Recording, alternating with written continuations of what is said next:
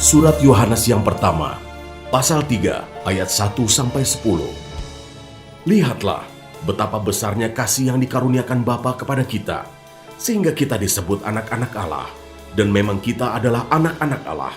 Karena itu dunia tidak mengenal kita, sebab dunia tidak mengenal Dia. Saudara-saudaraku yang kekasih, sekarang kita adalah anak-anak Allah, tetapi belum nyata apa keadaan kita kelak.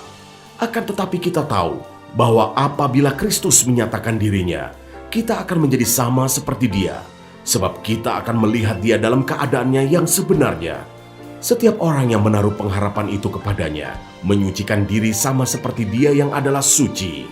Setiap orang yang berbuat dosa melanggar juga hukum Allah, sebab dosa ialah pelanggaran hukum Allah. Dan kamu tahu bahwa Ia telah menyatakan dirinya, supaya Ia menghapus segala dosa, dan di dalam Dia tidak ada dosa. Karena itu setiap orang yang tetap berada di dalam Dia tidak berbuat dosa lagi. Setiap orang yang tetap berbuat dosa tidak melihat dan tidak mengenal Dia. Anak-anakku, janganlah membiarkan seorang pun menyesatkan kamu. Barang siapa yang berbuat kebenaran adalah benar, sama seperti Kristus adalah benar. Barang siapa yang tetap berbuat dosa berasal dari iblis, sebab iblis berbuat dosa dari mulanya. Untuk inilah anak Allah menyatakan dirinya, yaitu supaya Ia membinasakan perbuatan-perbuatan iblis itu. Setiap orang yang lahir dari Allah tidak berbuat dosa lagi, sebab benih ilahi tetap ada di dalam dia, dan ia tidak dapat berbuat dosa, karena ia lahir dari Allah. Inilah tandanya anak-anak Allah dan anak-anak iblis. Setiap orang yang tidak berbuat kebenaran tidak berasal dari Allah. Demikian juga barang siapa yang tidak mengasihi saudaranya.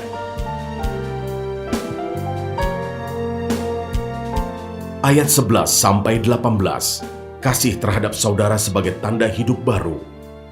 Sebab inilah berita yang telah kamu dengar dari mulanya, yaitu bahwa kita harus saling mengasihi, bukan seperti Kain yang berasal dari si jahat dan yang membunuh adiknya. Dan apakah sebabnya ia membunuhnya? Sebab segala perbuatannya jahat dan perbuatan adiknya benar.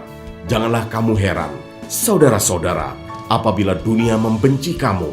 Kita tahu bahwa kita sudah berpindah dari dalam maut ke dalam hidup, yaitu karena kita mengasihi saudara kita.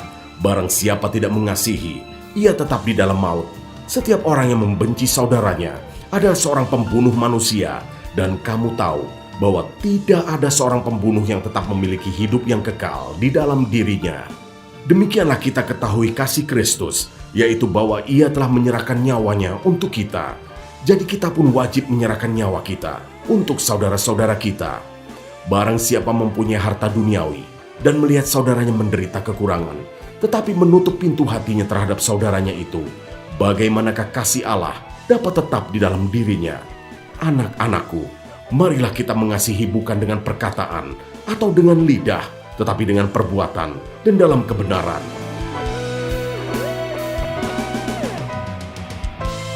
Ayat 19-24. Keyakinan di hadapan Allah.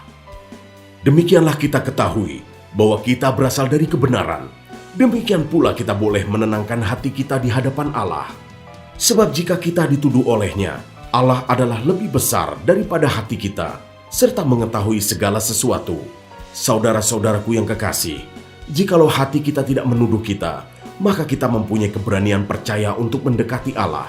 Dan apa saja yang kita minta, kita memperolehnya daripadanya, karena kita menuruti segala perintahnya dan berbuat apa yang berkenan kepadanya. Dan inilah perintahnya itu, supaya kita percaya akan nama Yesus Kristus, Anaknya, dan supaya kita saling mengasihi, sesuai dengan perintah yang diberikan Kristus kepada kita.